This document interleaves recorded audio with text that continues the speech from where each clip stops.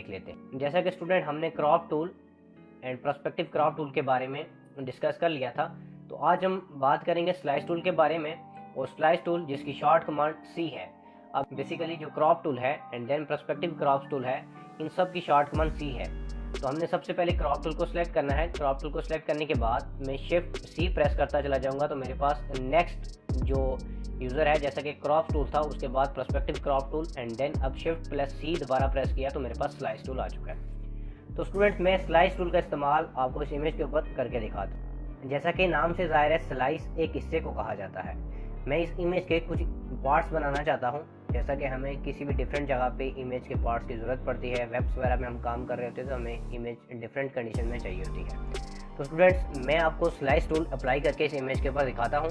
जैसा कि मैंने यहाँ से स्लाइस टूल सेलेक्ट किया हुआ है। स्लाइस टूल को सिलेक्ट करने के बाद मैं इस इमेज के ऊपर जितना हिस्सा मुझे चाहिए मैं इसके ऊपर ड्रैग कर रहा हूँ। मैंने यहाँ से सिलेक्ट किया एंड देन उसके बाद पकड़ के इसे ड्रैग कर दिया। उसके बाद इस दूसरी साइड पे हमें जो राइट साइड पे जो इमेज नज़र आ रही है, मैं इस इमेज के ऊपर भी इस स्लाइस टूल का इस्तेमाल कर लेता हूँ जहाँ तक हमें ये इमेज चाहिए। मैंने दोनों इमेज को सिलेक्ट करवा लिया। जिन इमेज जो पार्ट्स मुझे इस इमेज का चाहिए था, मैंने इस इमेज को सिलेक्ट करवाया स्लाइस टूल की मदद से। बेसिकली दोस्तों हमने स्लाइस टूल, जैसा कि स्लाइस सेलेक्ट टूल मेरे पास सेकंड नंबर पे दूसरा टूल जो आ रहा है, उसकी मदद से मैं इस टूल को सिलेक्ट कर सकता हूँ एंड देन उसकी हाइट स्पीड को इंक्रीज डिक्रीज कर सकता हूँ। जैसा कि इसकी हाइट मैं कम करना चाहूँ तो यहाँ से कम भी कर सकता हूँ। सिलेक्ट किया एंड देन उसके बाद कम कर दी। यहाँ पे इसी तरीके से दूसरे स्लाइस टूल में जहाँ पे मैंने दूसरी पिक्चर को सिलेक्ट किया हुआ था, वहाँ पे अगर मैं इस इमेज को दोबारा इसकी हाइट भी कम करना चाहता हूँ तो स्लाइड टूल जब मेरे पास ड्रैग पोजीशन ऑप्शन आ रहा है तो मैं इसको पकड़ के ड्रैग करके नीचे की तरफ कर रहा हूँ। ठीक है, तो दोस्तों इस तरीके से हम स्लाइस टूल का इस्तेमाल करेंगे। स्लाइस टूल को बेसिकली हम इमेज को कट करने के लिए इस्तेमाल करते हैं। एक इमेज के डिफरेंट पार्ट्स बनाने के लिए हम इसे इस्तेमाल करते हैं। तो जैसा कि स्टूडेंट आपने देखा कि मैंने इस सारे स्लाइस टूल की मदद से इमेज के पार्ट्स को सिलेक्ट कर लिया है। उसके बाद हमने इस इमेज के पार्ट्स को सिलेक्ट करने के बाद हमने फाइल के ऑप्शन पे जाना है एंड देन उसके बाद एक्सपोर्ट के ऑप्शन पे जाना है। सेव हैज़ या सेव नहीं करना, हमने एक्सपोर्ट के ऑप्शन पे जाना है एंड देन उसके बाद सेव फॉर वेब के ऑप्शन पे क्लिक कर देना है। ठीक है, क्लिक करने के बाद हमारे सामने इस तरीके से एक डायलॉग बॉक्स ओपन हो जाएगा। तो जहाँ पे इसकी हाइट अभी 100% हुई हुई है, रेजोल्यूशन जूम ये 100% हुआ है, तो मैं इसे फिट ऑन द स्क्रीन कर देता हूँ। उसके बाद जैसा कि आप लोगों को यहाँ पे नज़र आ रहा है कि मेरा पहले वाला स्लाइस टूल जिस एरिया को मैंने सेलेक्ट किया हुआ है वो शो हो रहा है। मैंने इसको सिलेक्ट किया हुआ था इस इमेज को एंड देन सेकंड टाइम पे इस इमेज को सिलेक्ट किया हुआ था। तो मैं इनमें से किसी भी इमेज को सिलेक्ट कर सकता हूँ। सिलेक्ट करने के बाद इसकी सेटिंग पे आ जाता हूँ। यहाँ पे मेरे पास ऑप्शन शो हो रहे हैं, फॉर्मेट शो हो रहे हैं, जेपीजे, ठीक है, पीएनजी फाइल, उसके बाद गिफ्ट फाइल। मैंने में से कोई भी फाइल बनाना चाहूँ पीएनजी, जैसा कि आप लोगों को दोस्तों मैंने पहले बताया था कि विदाउट बैकग्राउंड जो इमेज सेव की जाती है उसे पीएनजी फाइल कहा जाता है। तो मैं यहाँ पे इसको इमेज की फाइल में सेव करना चाहता हूँ, तो इसे मैं जेपीजी यहाँ से फॉर्मेट को सिलेक्ट करूँगा एंड देन उसके बाद जाके सेव के ऑप्शन पे क्लिक कर दूँगा। सेव के ऑप्शन पे मैं क्लिक करूँगा तो ये आगे मुझे लोकेशन पूछ रहा है कि आपने इसको कहाँ पे सेव करवाना है। तो मैं इसको डेस्कटॉप की लोकेशन दे देता हूँ।